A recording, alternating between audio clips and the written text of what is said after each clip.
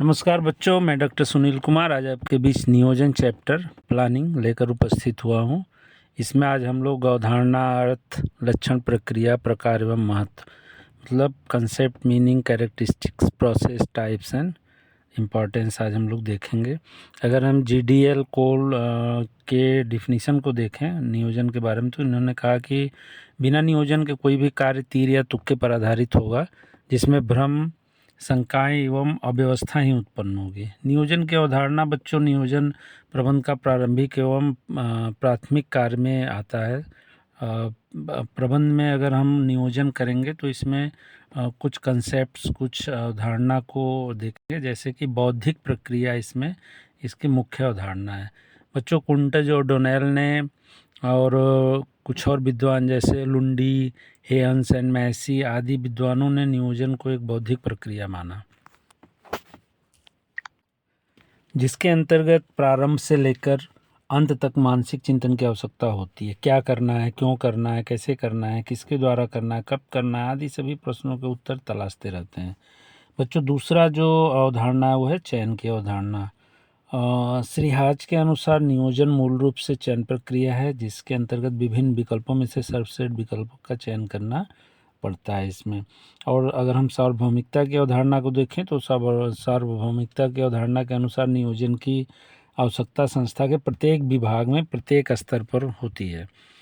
जहाँ पर भी कोई कार्य निष्पादन होता है वहाँ भी नियोजन की आवश्यकता होती है। बच्चों अगर हम पूर्वानुमान अवधारणा देखें इसका, तो जॉर्ज टैरी आदि ने इसके लिए कहा है कि नियोजन विभिन्न प्रकार के पूर्वानुमानों को, चाहे वे अल्पकालीन हो या दीर्घकालीन, सामान्य अथवा विशिष्ट विश्लेषण है।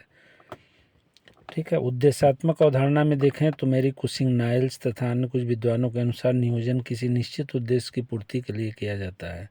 नियोजन का मूल उद्देश्य ही संस्था के उद्देश्यों को न्यूनतम लागत एवं न्यूनतम पारिश्रमिक से अधिकतम सफलता के साथ लाभ कमाना होता है। बच्चों निरंतर चालू रहने वाली प्रक्रिया की अवधारणा भी होती है इसमें, क्योंकि निरंतर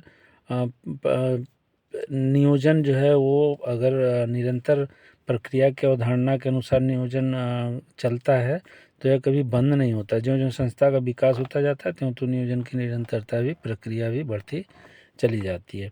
और अगर हम पारस्परिक निर्भरता की अवधारणा को देखें तो नियोजन की इस अवधारणा के अनुसार नियोजन में पारस्परिक निर्भरता विद्यमान होती है। उदाहरण के लिए एक उपक्रम के कार्यक्रमों में कई विभाग होते हैं। इन सभी विभागों की अलग अलग योजनाएं होती हैं, किंतु वे सभी सामूहिक योजना मतलब एक मास्टर प्लान का अंग होते हैं। यह विभागीय योजना एक दूसरे पर निर्भर होती है। अगर हम इसको इस तरह समझें कि उत्पादन विभाग विपणन विभाग पर निर्भर होता है और विपणन विभाग उत्पादन विभाग पर निर्भर होता है। बच्चों लोच की अवधारणा इसमें महत्वपूर्ण है। इस अवधारणा के अनुसार नियोजन लोचपूर्ण होना चाहिए ताकि बदलती हुई परिस्थितियों के अनुसार इसमें भी आवश्यक परिवर्तन किए जा सकें। नियोजन में लोच के तत्व भावी अनिश्चितताओं को दूर करने में सिद्ध होता है। अगर हम दूरदर्शिता की अवधारणा देखें बच्चों, तो इस अवधारणा के अनुसार नियोजन में प्रत्येक स्तर एवं क्षेत्र में दूरदर्शिता की आवश्यकता होती है। यदि नियोजन में दूरदर्शिता को निकाल दिया जाए तो वह शक्ति विहीन, या हम कहें कि कोई उसका मतलब नहीं रह जाता, इसका कोई भी महत्व नहीं रह जाता है। बच्चों अगर हम नियोजन के अर्थ को देखें तो मनुष्य का यह एक लक्षण है कि वह योजना बनाता है। इस बात को कहने वाले अर्नोल्ड टैनबी ने इस बात को रखा कि ये मनुष्य का परम कर्तव्य है कि वो योजना बनाकर ही कार्य करे। और मैसी हेयंस के शब्दों में देखें तो नियोजन एक बौद्धिक प्रक्रिया है जिसके लिए सृजनात्मक विचारधारा एवं कल्पना भी आवश्यक होती है। बच्चों अगर इसके हम कुछ और बातों को देखें, जैसे कि नियोजन का आशय होता है गर्भ में झांकना, भविष्य के गर्भ में झांकना। प्रबंध अथवा प्रशासन के क्षेत्र में नियोजन से आशय निर्धारित लक्ष्यों की प्राप्ति के लिए एक अच्छे विकल्प का चयन करने के साथ ही उद्देश्य, नीतियों, कार्यविधियों एवं कार्यक्रमों में सर्वोत्तम का चुनाव करना, जो सबसे अच्छा हो उसका चुनाव करना जो है वो नियोजन का ही हिस्सा होता है। व्यवसाय अथवा उद्योग के क्षेत्र में प्रबंधक को हर समय कुछ न कुछ निर्णय लेने की आवश्यकता पड़ती है और यह निर्णय जो है वो सर्वोत्तम का चुनाव करना होता है। बच्चों नियोजन की अगर हम परिभाषा देखें तो कई विद्वानों ने अलग अलग परिभाषाएं दी हैं। जैसे कुंटज और डोनेल ने जो परिभाषा दी उसमें उन्होंने कहा कि नियोजन एक बौद्धिक प्रक्रिया है कार्य करने के मार्ग को का सचेत निर्धारण है। निर्णयों को उद्देश्य, तथ्यों तथा पूर्व निर्धारित अनुमानों पर आधारित करना है। बच्चों, ऐसे ही जॉर्ज टायरी के अगर हम डिफिनीशन को देखें तो उन्होंने कहा कि नियोजन भविष्य के संबंध में प्रस्तावित क्रियाओं के दृष्टिकोण तथा निर्माण में जिन्हें कि निर्धारित लक्ष्यों की प्राप्ति के लिए आवश्यक समझा जाता है। तथ्यों का चयन एवं उन्हें संबद्ध करना तथा धारणाओं को बनाना उपयोग करना है। और बच्चों, एक क्लार्ड एंड जॉर्ज ने भी जो है नियोजन के परिभाषा को बताया है। उनके अनुसार नियोजन वर्तमान में भविष्य को प्रभावित करने वाले निर्णयों को लेने का एक विवेकपूर्ण, आर्थिक एवं सुव्यवस्थित माध्यम है। अगर इन सब के परिभाषाओं का एक हम कंक्लूड या निष्कर्ष परिभाषा देखें बच्चों, तो निर्धारित उद्देश्यों एवं लक्ष्यों की प्राप्ति के लिए भावी कार्यकलापों के विषय में वैकल्पिक क्रियाओं में से सर्वोत्तम के चयन हेतु निर्णय लिया जाना एवं निर्धारण किया जाना कि नियोजन है। इसके अंतर्गत क्या करना है, कब करना है, किसे करना है, किस विधि से करना है, किन साधनों का प्रयोग करना है आदि के पूर्व निर्धारण को सम्मिलित किया जाता है। बच्चों, हम नियोजन की अगर विशेषता को या उसके लक्षण को देखें तो इसमें कुछ महत्वपूर्ण लक्षण देखने को मिलती हैं, जैसे कि निर्धारित उद्देश्यों एवं लक्ष्यों पर आधारित होना। बच्चों, इसके लिए बिली ईगोस के अनुसार उन्होंने कहा कि नियोजन निर्धारित लक्ष्यों पर ध्यान केंद्रित करते हुए निरंतर समन्वित प्रयासों को प्राप्त करता है। और दूसरा इसका लक्षण है बच्चों के पूर्वानुमानों पर आधारित होता है। नियोजन पूर्वानुमानों पर आधारित इसलिए होता है कि इसके अंतर्गत भविष्य में किए जाने वाले कार्यों का पहले से ही अनुमान लगा लिया जाता है। फेयोल इसके लिए कहते हैं कि नियोजन विभिन्न प्रकार के पूर्वानुमानों का, चाहे वे अल्पकालीन हो या दीर्घकालीन, सामान्य अथवा विशिष्टि संश्लेषण हो, उसके लिए कार्य करते हैं। ऐसे ही बच्चों, चीनी कहावत है कि अपनी वार्षिक योजना बसंत के मौसम में तैयार कीजिए तथा दैनिक योजनाएं प्रातःकाल उठते ही तैयार कीजिए। बच्चों, तीसरा जो इसका लक्षण या विशेषता है वो है यूनिटी का। फ्योल के अनुसार एकता भी नियोजन का एक आवश्यक लक्षण है। एक समय में केवल एक ही योजना ही कार्यान्वित करना चाहिए, क्योंकि दो विभिन्न योजनाओं के होने पर दुविधा, भ्रांति एवं अव्यवस्था फैलेगी, किंतु आवश्यकता पड़ने पर एक ही सामूहिक योजना मास्टर प्लान बना करके कोई उप योजनाओं में विभक्त किया जा सकता है। ऐसे ही बच्चों, इसके अगर और लक्षणों को देखें तो उसमें विभिन्न वैकल्पिक क्रियाओं में से सर्वोत्तम का चयन करना, क्योंकि बच्चों दिए हुए बहुत से विकल्प में से सही विकल्प का चयन करना भी नियोजन के अंतर्गत इसको रखा जाता है। अगर हम नियोजन की सार्वव्यापकता को देखें तो नियोजन का पांचवा लक्षण इसकी सार्वव्यापकता का होना होता है। सार्वव्यापकता कोई व्यक्ति चाहे कंपनी का अध्यक्ष हो अथवा साधारण फोरमैन, संगठन के प्रत्येक स्तर पर उसे नियोजन की आवश्यकता पड़ती है। यदि हम इस तरह समझें कि अध्यक्ष का नियोजन कार्यनीति निर्धारण करने वाला अगर होता है तो एक प्रकार का संगठन स्तर जितना अधिक ऊंचा होगा, नियोजन का क्षेत्र उतना ही अधिक विस्तृत एवं व्यापक होगा। ऐसे ही बच्चों, अगर एक और लक्षण को देखें जिसमें नियोजन एक निरंतर एवं युक्त प्रक्रिया है। Planning is a continuous and flexible process. भविष्य ज्ञात है बच्चों, कल क्या होने वाला है यह अनिश्चितता ही कहा जा सकता है। चूँकि नियोजन भी भविष्य के लिए किया जाता है, ऐसे अतः इसमें भी अनिश्चितता का होना स्वाभाविक है। नियोजन का एक महत्वपूर्ण लक्षण यह भी है कि इसमें निरंतरता तथा लोच रहनी चाहिए, ताकि बदलती हुई परिस्थितियों के अनुसार इसमें आवश्यक परिवर्तन किया जा सके। बच्चों, इसमें एक और लक्षण है पारस्परिक निर्भरता, इंटरडिपेंडेंस। नियोजन का अन्य महत्वपूर्ण लक्षणों में से एक यह भी है कि पारस्परिक निर्भरता होना जो है इसमें देखा गया है। और सुविधा की दृष्टि से एक उपक्रम के कार्यक्रमों को कई भागों में विभाजित किया जाता है। अगर हम इस तरह समझें कि उत्पादन विभाग, क्रय विभाग, विक्रय विभाग, सेवी वर्गीय प्रशासन विभाग, यद्यपि इन सभी विभागों को अलग अलग योजनाएं होती हैं, किंतु वे उपक्रम की सामूहिक योजना, मास्टर प्लान का भी एक अंग होते हैं। ऐसे बच्चों, अगर हम एक और लक्षण देखें सर्वोपरिता का, अगर नियोजन प्रबंध का प्राथमिक कार्य है बच्चों, तो किसी भी प्रबंध की प्रक्रिया का नियोजन को सबसे पहले स्थान दिया जाता है, अन्य सभी कार्यों को नियोजन के बाद। कुंटज और डोनेल ने कहा है कि नियोजन प्रबंधन का प्राथमिक एवं महत्वपूर्ण कार्य है।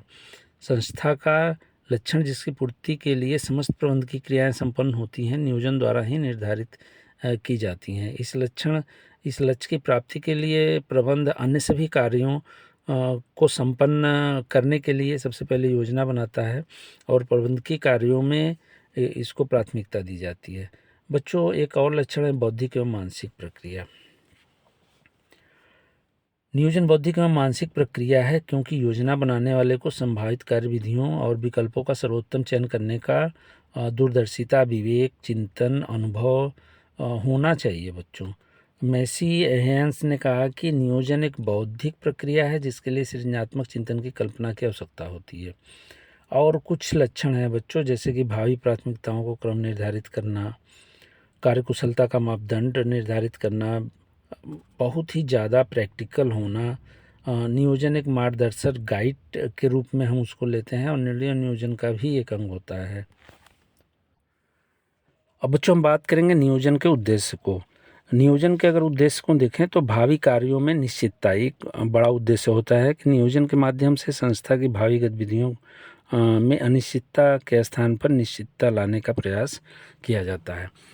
दूसरा उद्देश्य होता है बच्चों की विशिष्ट दिशा प्रदान करना। नियोजन द्वारा किसी कार्य को विशेष बना करके एक रूपरेखा बनाया जाता है और जिसके द्वारा यह प्रयत्न किया जाता है कि इससे जो है असंभव कार्य को भी हम दिशा प्रदान करके पूरा कर सकते हैं।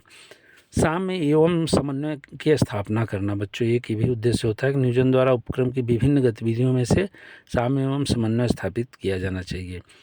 प्रबंध में मितव्ययता। उपक्रम की भावी गतिविधियों की योजना के बने जाने के संबंध में प्रबंधक जो है वो सभी योजनाओं को बनाने के बाद उसको क्रियाओं में यह सुनिश्चित करता है कि ज़्यादा अपव्यय न हो। मतलब अगर कहीं खर्च ज़्यादा हो रहा है तो उसके स्थान पे मितव्ययिता का जो है वो अवधारणा रखता है। पूर्वानुमान लगाना। बच्चों, ये एक उद्देश्य होता है कि पूर्वानुमान नियोजन का सार है। नियोजन का उद्देश्य भविष्य के संबंध में पूर्वानुमान लगाना। किस लिए पूर्वानुमान लगाते हैं? ताकि वर्तमान के कार्यक्रम का निर्धारण किया जा सके। और बच्चों, ऐसे ही अगर इसके और उद्देश्यों को देखें तो निर्धारित लक्ष्य की प्राप्ति करना इसका मुख्य उद्देश्य होता है। नियोजन एक महत्वपूर्ण उद्देश्य निर्धारित लक्ष्यों की प्राप्ति करने के लिए निरंतर प्रयत्न करता है। एक और उद्देश्य है बच्चों की प्रतिस्पर्धा पर विजय पाना। कंपटीशन जो है बच्चों वो नियोजन के लिए एक सतर्क भरा काम है, सतर्कतापूर्ण काम है, क्योंकि जब हम नियोजन बनाते हैं तो उसमें प्रतिस्पर्धा को या प्रतिस्पर्धा में विजय पाने को दिमाग में रख करके बनाते हैं। कार्यकुशलता एवं मितव्ययिता से किए जाने के कारण प्रतिस्पर्धा का सामना आराम से किया जा सकता है। और उद्देश्य है बच्चों की कुशलता में वृद्धि करना। नियोजन का एक मूल्य उद्देश्य उपक्रम की कुशलता में वृद्धि करना। अगर वो स्किल्ड होंगे तो निश्चित रूप से कार्यों को व्यवस्थित ढंग से करेंगे और उनके कार्य में वृद्धि देखने को मिलेगा। जोखिम एवं संभावनाओं को कम करना। बच्चों, नियोजन का एक उद्देश्य संस्था का भावी जोखिम की और संभावनाओं को परखना और उसे अधिक या ज़्यादा से ज़्यादा मात्रा में उसको कम करना। एकदम तो आप रोक नहीं सकते, लेकिन उसकी मात्रा को थोड़ा कम कर देते हैं जोखिम को। जानकारी प्रदान करना भी एक उद्देश्य होता है बच्चों। नियोजन का एक अन्य महत्वपूर्ण उद्देश्य होता है कर्मचारियों एवं बाहरी व्यक्तियों को उपक्रम के लक्ष्यों एवं उपलक्ष्यों की जानकारी देना। इन्हें प्राप्त करने की विधियों के संबंध में भी सूचना हम नियोजन में देते हैं। स्वस्थ मोर्चाबंदी। बच्चों, नियोजन का उद्देश्य स्वस्थ मोर्चाबंदी को विकसित करना भी है। पूर्वानुमानों एवं सर्वोत्तम विकल्प का चयन करके मोर्चाबंदी का व्यूह रचना इसके द्वारा तैयार किया जाता है। अब बच्चों, हम बात करेंगे नियोजन के सिद्धांत। अगर इसके सिद्धांतों को देखें तो कुंटज और डोनेल ने अपनी प्रसिद्ध पुस्तक प्रबंध के सिद्धांत में 14 प्रिंसिपल दिए थे और यहाँ पर उन्हीं सिद्धांतों को हम संक्षेप में वर्णन करेंगे बच्चों कि उद्देश्यों में योगदान का सिद्धांत है, principle of contribution to objectives. दूसरा सिद्धांत है बच्चों नियोजन की मान्यताओं का सिद्धांत, कार्यकुशलता का सिद्धांत, व्यापकता का सिद्धांत, लोचशीलता का सिद्धांत, समय का सिद्धांत, परिवर्तन का सिद्धांत, नीति निर्धारण का सिद्धांत, वैकल्पिक मार्गों का सिद्धांत, प्रतिस्पर्धात्मक व्यूह रचना तथा मोर्चाबंदी का सिद्धांत, वचनबद्धता का सिद्धांत, न्यायोचितता का सिद्धांत, सीमित करने वाले घटकों का सिद्धांत और सहयोग प्रदान करने का सिद्धांत। अब अगर हम उद्देश्य की उद्देश्यों में योगदान का सिद्धांत को देखें बच्चों, तो प्रत्येक उपक्रम में उद्देश्य एवं लक्षण पूर्व निर्धारित होते हैं। अतः इस सिद्धांत के अनुसार प्रत्येक नियोजन एवं उपनियोजन का उद्देश्य उपक्रम के उद्देश्यों को या उसके लक्ष्यों को प्राप्त करना होता है। ऐसी बच्चों नियोजन की मान्यताओं का सिद्धांत अगर हम देखें तो सामान्यतः किसी भी कार्य को करने की कुछ मान्यताएं होती हैं जिसको ध्यान देते हुए ही कार्य किया जाता है। अच्छे नियोजन की मान्यताओं को पहले से ही निश्चित किया जाना चाहिए, जो कि समन्वय के लिए कार्य में काफ़ी सहायक होते हैं। बच्चों ऐसे कार्यकुशलता का सिद्धांत अगर हम देखें तो नियोजन को कार्यकुशलता के सिद्धांत पर बल देता है, क्योंकि सीमित लागतों एवं न्यूनतम प्रयत्न द्वारा अधिकतम परिणामों या लाभ की प्राप्ति की कामना होती है। व्यापकता का सिद्धांत में बच्चों नियोजन एक सर्वव्यापी क्रिया है जिसकी आवश्यकता एक उपक्रम में प्रबंधक के द्वारा सभी स्तरों पर होता है। अतः नियोजन प्रबंध के सभी स्तरों के अनुरूप होना चाहिए। लोचसिद्धा के सिद्धांत में बच्चों लोचशीलता होनी चाहिए, क्योंकि असंभावित घटकों के होने के कारण अगर हानियों को रोकना है तो थोड़ी सी लोचशीलता रखनी पड़ेगी ताकि हानियों को कम किया जा सके। समय का सिद्धांत बच्चों प्रिंसिपल ऑफ टाइमिंग का मतलब होता है कि नियोजन में समय का महत्वपूर्ण स्थान है। तो नियोजन का कार्य करते समय समय के निर्धारण में पर्याप्त सतर्कता बरतनी चाहिए। और ऐसे ही बच्चों परिवर्तन का सिद्धांत अगर हम देखें कि प्रिंसिपल ऑफ चेंज, तो इसमें समय परिवर्तन होता रहता है। अतः परिस्थितियों में से परिवर्तन होने के कारण परिस्थितियाँ भी चेंज होती हैं, तो उसमें अगर कोई परिवर्तन हो रहा है तो उस आधार पे हम अपने कार्यों की जांच करते रहें और इससे हम लक्ष्यों को प्राप्त कर सकते हैं आवश्यकता अनुसार परिवर्तन करके उसमें। नीति निर्धारण के सिद्धांत को अगर हम देखें तो नीति निर्धारण सिद्धांत यह बताता है कि संस्था के नियोजन को प्रभावी बनाने के लिए सुदृढ़ नीतियाँ, कार्यक्रम तथा अन्य नियोजन के घटक का निर्धारण कर लेना चाहिए। ऐसे बच्चों वैकल्पिक मार्गों का सिद्धांत अगर इसको हम देखें तो सभी वैकल्पिक मार्गों पर विचार किया जाना चाहिए। नियोजन का यह सिद्धांत बताता है कि नियोजन के लिए ऐसा विकल्प चुनना चाहिए जो संस्था के उद्देश्यों की प्राप्ति में अधिकतम योगदान दे सके। प्रतिस्पर्धा व्यूह रचना एवं मोर्चाबंदी का सिद्धांत अगर हम देखें बच्चों, तो यदि व्यावसायिक संस्था की प्रतिद्वंदी संस्थाएं अगर हैं तो नियोजन करते समय प्रतिद्वंदी संस्थाओं की नियोजन की तकनीक एवं क्रियाओं को भी ध्यान रखना चाहिए। ऐसा करने से प्रतिस्पर्धा में व्यवसाय को सफलता मिल सकती है। अगर हम वचनबद्धता का सिद्धांत देखें बच्चों, तो इस सिद्धांत के अनुसार नियोजन इस प्रकार से किया जाना चाहिए ताकि प्रबंधकों ने संस्था से जो वायदा किया है उसे निर्धारित समय में पूरा कर सके। न्यायोचितता का सिद्धांत बच्चों, इसमें इस सिद्धांत के अनुसार जो भी योजनाएं एवं उपयोजनाएं बनाई जाती हैं वह तर्कसंगत और न्यायोचित होनी चाहिए। सीमित करने वाले घटकों का सिद्धांत अगर हम देखें तो नियोजन इस सिद्धांत के अनुसार उन घटकों को पहचान लेता है जो कि आगे चलकर नियोजन को क्रियाओं या कार्य करने के समय बाधा बन सकते हैं, तो ऐसे को हम साइडलाइन करते हैं। सहयोग का सिद्धांत बच्चों, नियोजन के इस सिद्धांत के अनुसार संस्था में कार्यरत सभी कर्मचारियों के सहयोग एवं परामर्श से नियोजन का कार्य किया जाना चाहिए।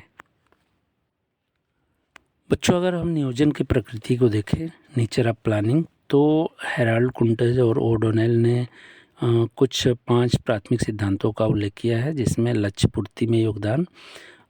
बच्चों प्रत्येक मूल योजना तथा उससे संबंध अन्य सभी उद्भूत योजनाएं किसी न किसी रूप में उपक्रम के सामूहिक लक्ष्यों की पूर्ति में अपना योगदान देते हैं जिससे कि संस्था का लक्ष्य प्राप्त किया जा सके। ऐसे बच्चों दूसरा इसकी प्रकृति है नियोजन एक प्राथमिक कार्य है।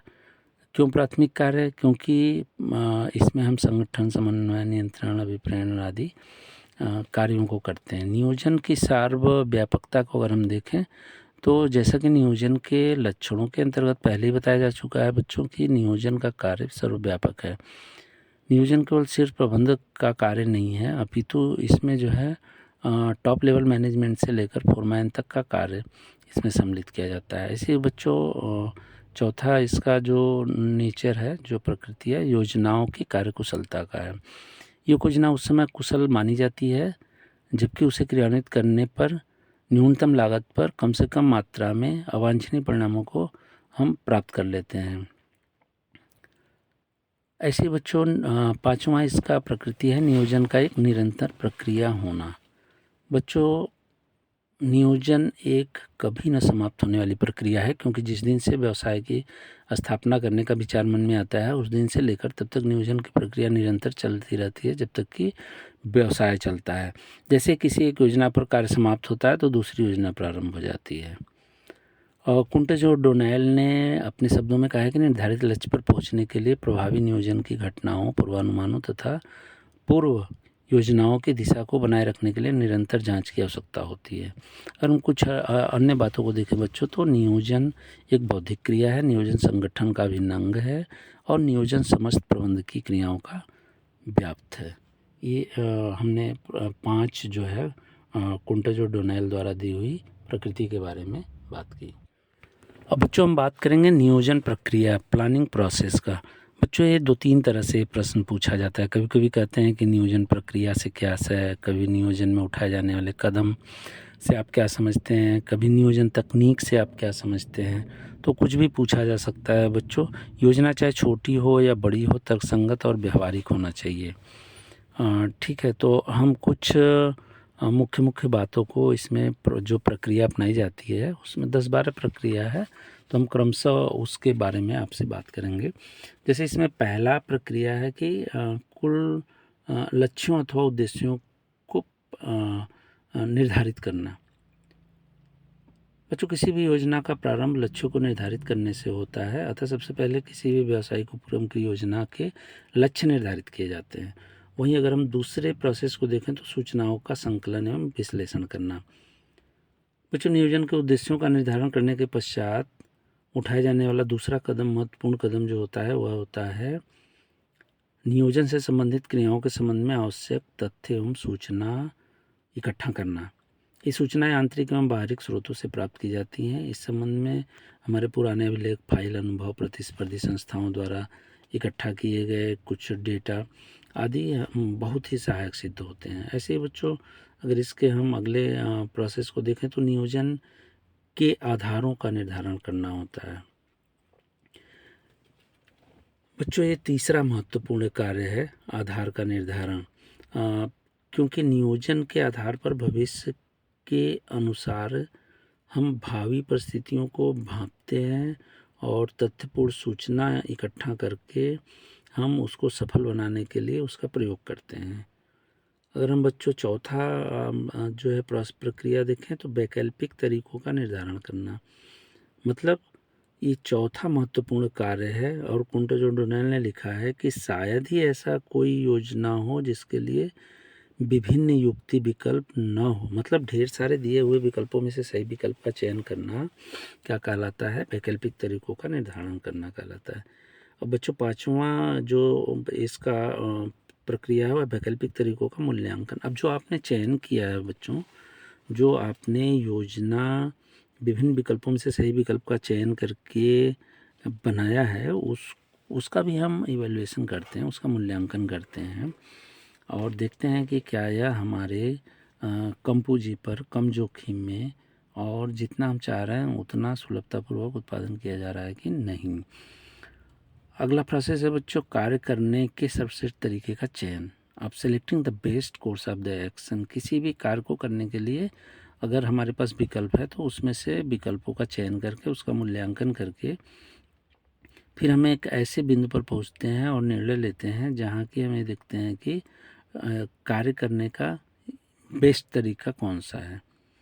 बच्चों ऐसे ही योजना तैयार करना ये सातवां महत्वपूर्ण कार्य है कि कार्य करने के सर्वोत्तम तरीके के द्वारा जब हम एक बेस्ट तरीका चयन कर लेते हैं तो उसके बाद अगला कदम होता है कि योजना के अंतर्गत पहलुओं का विस्तार पे विचार किया जाता है। क्रमानुसार आगे बढ़ते रहना है। ऐसी योजना बना करके हम विस्तार को अंतिम रूप देते हैं। और 8वां है बच्चों, आवश्यक उप योजनाओं का निर्माण करना, फॉर्मुलेटिंग नेसेसरी डेरिवेटिव सब प्लान्स। बच्चों कुंटा जो डोनेल ने ही कहा है कि किसी योजना के प्रभावपूर्ण क्रियान्वयन हेतु सहायक योजनाएं अति आवश्यक हैं। अब बच्चों जो अगला कदम है वो है क्रियाओं का समय एवं क्रम निर्धारित करना। योजनाओं एवं संबंधित उप योजनाओं को तैयार करने के उपरांत उसको व्यावहारिक रूप देने के लिए हम विभिन्न क्रियाओं का उसको टाइम फ्रेम में ले आते हैं, उसको उसका क्रम बनाते हैं। ठीक है, वो इसलिए करते हैं कि उसमें कोई कठिनाई ना हो उसको लागू करने में।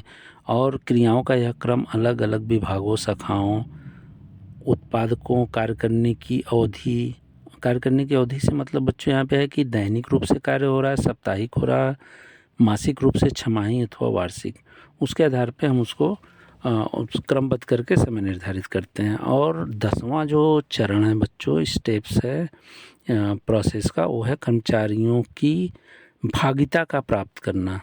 भागीदारी मतलब कि सिक्योरिंग पार्टिसिपेशन ऑफ एम्प्लॉइज। अच्छा नियोजन उस वक्त माना जाता है जब हम कर्मचारियों या अपने जो सबॉर्डिनेट हैं उनकी सहभागिता सुनिश्चित करें बच्चों। उस प्लान से, उस योजना से उनको अवगत कराएं, उसे समझाएं कि इसमें क्या करना है, कब करना है, कैसे करना है। नियोजन अगर उन कर्मचारियों द्वारा कोई सुझाव आता है तो उसमें हम उसके नियोजन के किस्में सुधार करें। दूसरे कर्मचारियों से भी उनके इंटरेस्ट को, उनके रुचि को देखें कि उनका उसमें सहभागिता कितना है। और अगला बच्चों इसमें प्रक्रिया में स्टेप है रणनीति पर विचार करना, कंसिडरिंग द स्ट्रेटजी। नियोजन के क्रियान्वयन में रणनीति का महत्वपूर्ण योगदान होता है बच्चों। अतः जब हम योजना बनाते हैं तो ढेर सारे अलग अलग हम रणनीति बनाते हैं और उसको तैयार करते हैं और उसको अमल में लाते हैं। और बच्चों एक अनुवर्तन फॉलोअप मतलब कि जो हमने 11 प्रोसेस में जो काम किया उसको फॉलो करना। केवल योजना बना देने मात्र से ही लक्ष्यों अथवा उद्देश्यों की पूर्ति नहीं होती है। नियोजन की सफलता इसमें है कि उसके द्वारा हम लाभों को प्राप्त कर सकें। जानकारी योजना सफल बनाने में हो बच्चों, इसी आधार पर आवश्यकता पड़ने पर मूल योजनाओं में आवश्यक संशोधन भी हम कर सकें। अगर हमको लगता है कि हम फॉलो करने के बाद फेल हो रहे हैं तो फिर उसे taking necessary action for the changes in your plan. नियोजन के प्रकार को अगर हम देखें बच्चों तो जॉर्ज टैरी ने कुछ प्रकार बताए हैं, कुछ जॉन जी ग्लोवर ने बताए हैं, कुछ बैसिल डब्ल्यू डेनिंग ने बताए हैं और सबका हम थोड़ा थोड़ा डिस्कस करेंगे और एक कंक्लूड डिस्कशन पे पहुँचेंगे कि नियोजन कितने प्रकार का होता है। बच्चों जॉर्ज टैरी ने जो बताया उन्होंने बताया भौतिक नियोजन, कार्यात्मक नियोजन, विस्तृत नियोजन और सामान्य मिश्रित नियोजन। ऐसे ही जॉन जी ग्लोवर ने जो प्रकार बताए हैं नियोजन के उसमें प्रशासनिक नियोजन, क्रियात्मक नियोजन, परियोजना नियोजन और बैसिल डब्ल्यू डेनिंग ने जो बताया उसमें क्रियात्मक नियोजन, परियोजना नियोजन और मोर्चाबंदी नियोजन।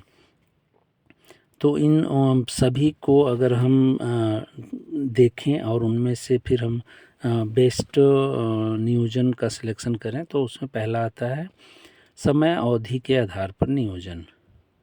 ठीक है, इसमें अल्पकालीन और दीर्घकालीन हो सकता है। जैसे अल्पकालीन को हम किसे कहेंगे? अल्पकालीन जो दैनिक योजना हो, साप्ताहिक, मासिक, पाक्षिक, तिमाही, छमाही। ठीक है, इस तरह की योजनाओं को हम अल्पकालीन योजना में शामिल करें। लेकिन बच्चों दीर्घकालीन योजना में 10 वर्ष, 15 वर्ष अथवा 20 वर्ष के लिए योजना बनाते हैं। 5 वर्ष से अधिक अगर योजना बनती है तो हम उसे दीर्घकालीन योजना में शामिल करते हैं। ऐसे बच्चों दूसरा जो प्रकार है वह है प्रबंध के स्तर के आधार पर। अब कौन कौन से स्तर होते हैं? उच्च स्तरीय, मध्य स्तरीय और निम्न स्तरीय। बच्चों उच्च स्तरीय यह योजना उच्च प्रबंधकों द्वारा, जैसे जनरल मैनेजर बनाए जब योजना को, वो किस तरह का योजना बनाएगा? सामान्य नीति के लिए बनाएगा, उद्देश्य, लक्ष्य, प्राप्ति, बाजार आदि के बारे में वो योजना बनाते हैं। लेकिन मध्यस्तरीय योजनाएं जो बनती हैं या मध्यस्तरीय प्रबंधकों द्वारा बनाई जाती हैं बच्चों, ये योजनाएं युक्ति के रूप में तैयार की जाती हैं, जिसके द्वारा उपक्रम के उद्देश्यों एवं लक्ष्यों की को प्राप्त करना संभव हो पाता है। और निम्न स्तरीय योजना बच्चों योजना पर्यवेक्षकों द्वारा तैयार की जाती हैं और उपक्रम के कर्मचारियों द्वारा की जाने वाली क्रियाओं के संबंध में यह होता है। ऐसी बच्चों तीसरा प्रकार है आंतरिक एवं बाहरी योजनाएं। आंतरिक योजनाओं से आशय है अंदर की जाने वाली क्रियाओं से संबंधित होते हैं, जिसमें कि अंदर में कौन कौन सी क्रियाएं होती हैं, जिसमें उत्पादन की मात्रा हो सकता है, गुणवत्ता हो सकता है, कर्मचारियों का प्रमोशन हो सकता है, डिमोशन हो सकता है बच्चों। और अगर हम बाहरी योजनाओं के बारे में बात करें तो बाहरी योजनाओं में क्या क्या चीज़ें आएंगी, विक्रय योजना आ सकती है, क्रय योजना, आयात निर्यात योजना, तो ये बाहरी योजना में सम्मिलित होती हैं। तो ऐसे ही अगर हम प्रकार को देखें प्लानिंग के या नियोजन के, तो उपयोग के आधार पर भी कुछ प्लान बनते हैं, जैसे कि अस्थाई अथवा बार बार उपयोग की जाने वाली योजनाएं। बच्चों संस्था के उद्देश्य, नीतियाँ, कार्यविधियाँ, नियम, मोर्चाबंदी, इन सब नियोजन के तत्व, घटक अथवा क्षेत्र के नाम से इनको हम जानते हैं और योजना में इसको सम्मिलित करते हैं। एकल उपयोगी योजनाएं बच्चों, सिंगल यूज प्लान। एकल उपयोग योजनाएं ऐसी योजनाएं होती हैं जो जैसे हम कार्यक्रम बनाएं, बजट बनाएं, है ना, ये सब भी हम संगठक अथवा उसके क्षेत्र में हेडिंग डाल करके जैसे हम योजना बनाते हैं तो लिखते हैं नियोजन के तत्व, या लिखते हैं संगठक अथवा क्षेत्र। इस तरह से करके उसको हम एकल उपयोग वाली योजनाओं को रखते हैं। अब बच्चों कुछ योजनाओं के प्रकार में हम देखें उद्गम के आधार पर, ऑरिजिन बेसिस। उद्गम के आधार पर योजनाएं कुछ 2-3 तरह की होती हैं, जैसे शीर्ष पर तैयार की गई योजनाएं, अनुरोध पर तैयार की गई योजनाएं और आरोपित इम्पोज्ड योजनाएं। बच्चों शीर्ष पर तैयार की गई योजनाओं का मतलब होता है कि कुछ योजना या नीतियां शीर्ष प्रबंधक द्वारा निर्धारित की जाती हैं, उन्हें शीर्ष प्रबंधक तैयार करता है। और अनुरोध पर जो आधारित योजनाएं होती हैं, कुछ उन योजनाओं सहयोगियों के अनुरोध पर तैयार की जाती हैं। और आरोपित योजनाएं, ये योजनाएं स्वेच्छा से न अपनाई जा करके शक्ति के रूप में हमारे ऊपर थोपी जाती हैं, ऐसी योजनाओं को हम क्या कहते हैं, आरोपित योजनाएं। ऐसे बच्चों उद्देश्य के आधार पर भी योजनाएं बनती हैं, ऑब्जेक्टिव बेसिस। उद्देश्य के आधार पर जो योजनाएं बनती हैं वो होती हैं इनोवेशन की, नवाचार की, सुधार की योजना होती है और क्रियात्मक योजनाएं होती हैं। ऐसी कुछ योजनाएं प्रकृति के आधार पर, नेचर बेसिस। ऐसी योजनाएं जो हैं हमारी प्रशासकीय नियोजन के लिए बनती हैं, परिचालन या क्रियात्मक नियोजन के लिए, और परियोजना नियोजन के लिए, मोर्चाबंदी के लिए। तो इस तरह की योजनाएं हमारी जो है इसमें हम सम्मिलित करते हैं प्राकृतिक आधार पर। अब बच्चों अगला जो 7वां-8वां जो हमारा प्रकार है नियोजन का, वो है औपचारिक तथा अनौपचारिक नियोजन, फॉर्मल एंड इनफॉर्मल प्लानिंग। बच्चों औपचारिक नियोजन जो होता है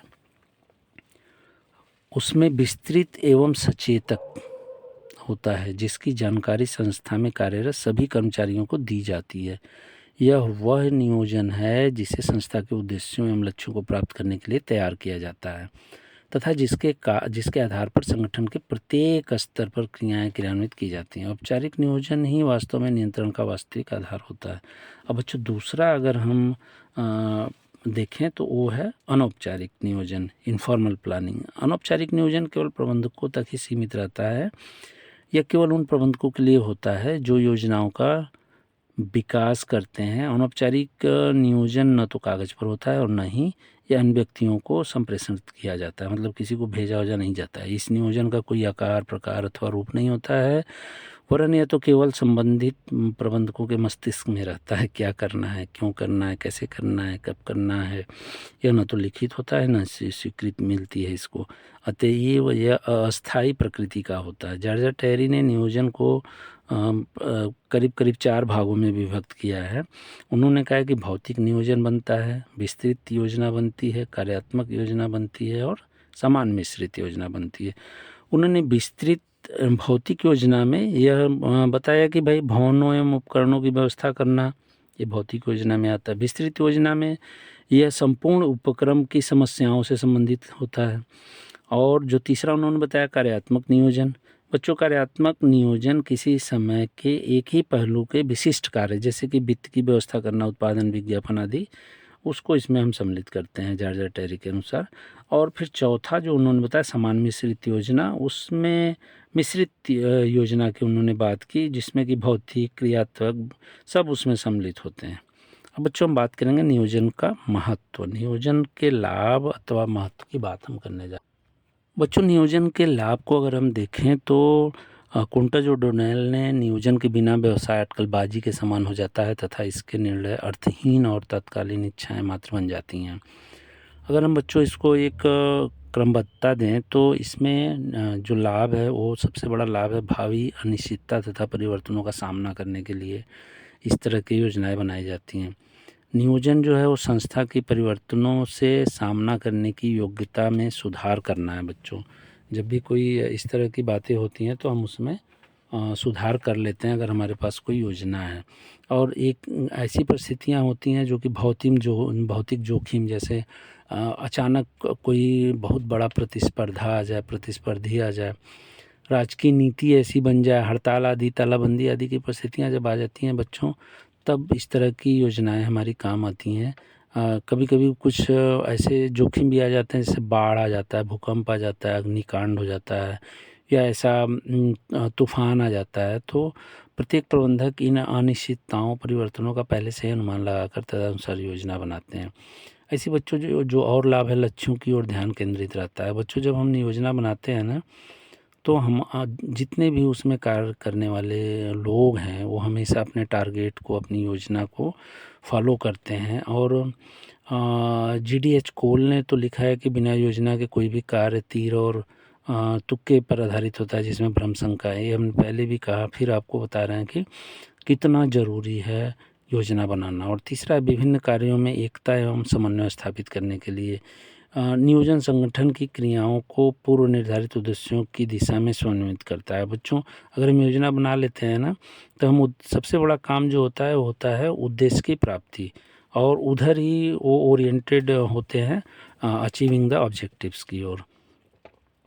और नेक्स्ट है बच्चों, इसमें उतावले निर्णयों पर रोक लगाने के लिए, कभी कभी नियोजन के माध्यम से उतावले निर्णयों और अटकलबाजियों को हम समाप्त कर देते हैं।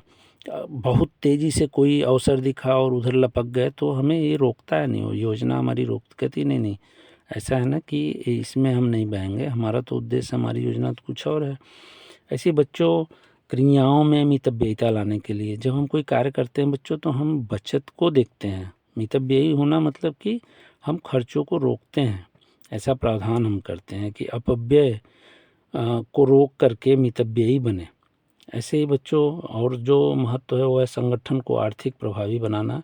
हम अर्थहीन, अव्यवस्थित, अनावश्यक, जो व्यवस्थित नहीं है, जो अर्थपूर्ण नहीं है, उन ऐसे कार्यों को हम नहीं करते हैं। ऐसे बच्चों, अगला जो महत्व है वो है प्रतिस्पर्धात्मक शक्ति में सुधार करने में वृद्धि करना। मैकफार्लैंड ने कहा है बच्चों कि नियोजन के द्वारा नवीन वस्तुओं का उत्पादन हम प्रारंभ कर सकते हैं, संयंत्र की क्षमता में हम वृद्धि कर सकते हैं, वस्तुओं के गुणवत्ता में, आकृति में परिवर्तन कर सकते हैं, और संस्था की प्रतिस्पर्धा शक्ति में वृद्धि हम कर सकते हैं। बच्चों, जो और सबसे बड़ा फायदा है उपलब्ध साधनों का अधिकतम उपयोग।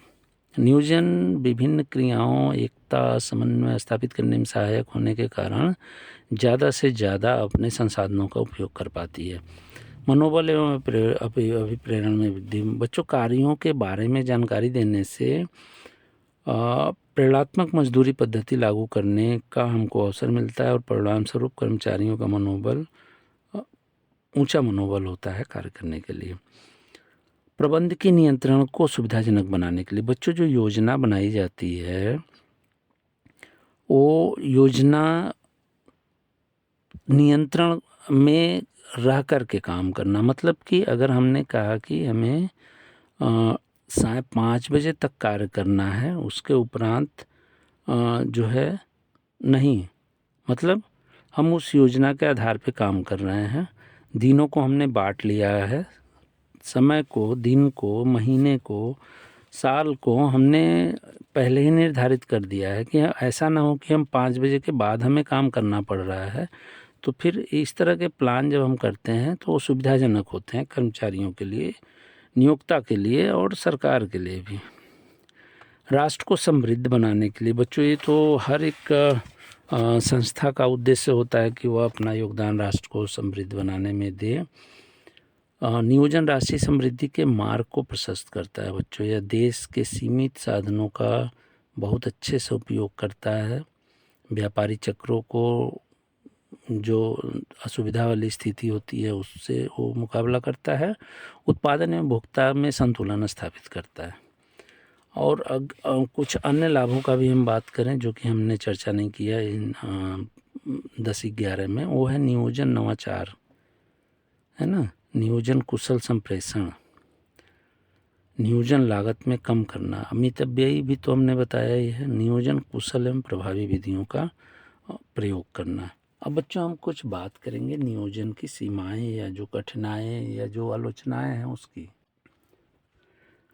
बच्चों अगर हम नियोजन की सीमाओं या जो उसके रुकावट हैं या जो कठिनाइयाँ उसकी बात करें तो भावी परिस्थितियों की अनिश्चितता एक बहुत बड़ा संकट पैदा करता है कि भविष्य में हम अनुमान तो लगा लेते हैं अपने पूर्व के अनुभवों द्वारा, लेकिन कुछ ऐसी स्थितियाँ आ जाती हैं जो कि पहली बार होती हैं। तो वो हमारा अनुभव, वो हमारे जो पूर्वानुमान है वो सब गलत हो जाते हैं और हम संदिग्धता के दायरे में आ जाते हैं। जो हमारा नियोजन करने वाली टीम है उस पर लोग सबके नज़र से देखने लगते हैं। दूसरा जो सीमा है बच्चों है समय एवं धन का व्यय का। आलोचकों का यह कहना है बच्चों की भविष्य तो किसी ने देखा नहीं है, कल क्या होने वाला है। और ऐसी चीज़ों के लिए जब हम कोई योजना बनाते हैं तो वो सामान्यतः लगता है कि नहीं वो फालतू का पैसा उस पे जा रहा है, क्योंकि अगर वो पूरा नहीं हुआ तो हमें फिर कम बैक होना पड़ेगा। इसी बच्चों सर्वोत्तम विकल्प के चुनाव में कठिनाई होती है। कभी कभी हमारे सामने ऐसी स्थितियां आ जाती हैं कि हमें लगता है कि जो दूर है या जो जिसका हम प्रयोग कर रहे हैं अगर उसका करते उसको छोड़ दें और दूर वाले को पकड़ें तो हमें ज़्यादा लाभ होगा, अच्छे क्वालिटी की चीज़ें हम बना पाएंगे। तो इसमें बड़ी कठिनाई होती है कि कौन अच्छा है, क्योंकि जब हम किसी चीज़ का चयन करते हैं तो विकल्प जो होते हैं वो लगभग समान गुणवत्ता वाले, समान योग्यता वाले। तो ये ऐसी स्थिति में कभी कभी हम भ्रमित होकर के गलत चीज़ों का भी चुनाव कर लेते हैं। विश्वास युक्त तथ्यों एवं सूचनाओं के उपलब्ध होने में कठिनाई। बच्चों ऐसी चीज़ें कम हैं जिस पे हम विश्वास कर लें योजना बनाते समय। नियोजन की अवधि जितनी अधिक लंबी होगी या कठिनाई उतना ही अधिक हमको देखने को मिलता है, क्योंकि लंबे समय में बच्चों परिस्थितियाँ, व्यक्ति का स्वभाव सब कुछ चेंज हो जाता है। ऐसी पर्याप्त लोच का अभाव। हम कहते तो हैं कि लोचशीलता, और कुंटज ओडोनेल, हेनरी फ्योल ने भी कहा है।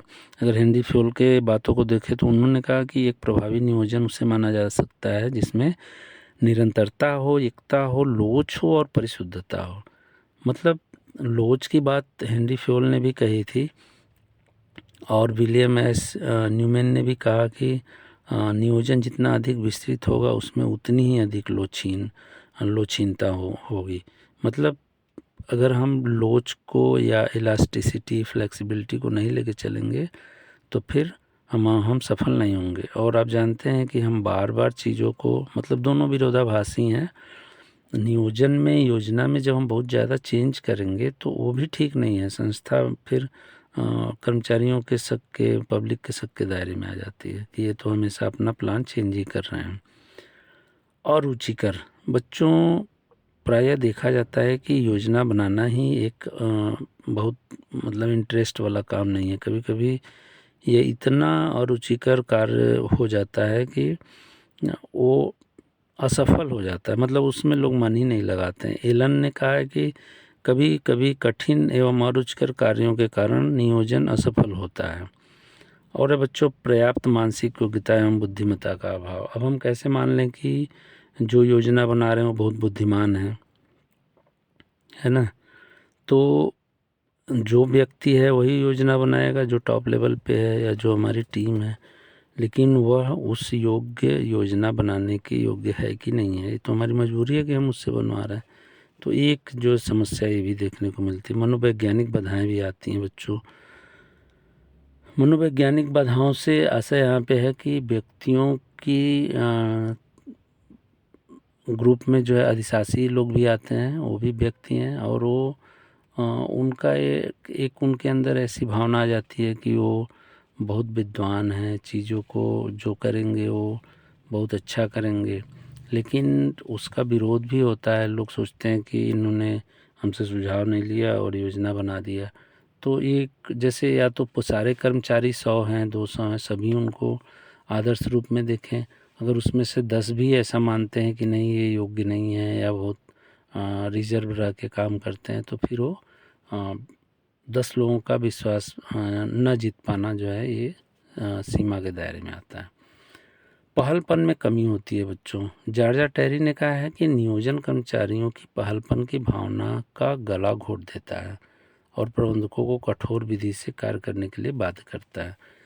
बच्चों, पहलपन का मतलब होता है कि इनिशिएट करना, इनिशिएटिव लेना।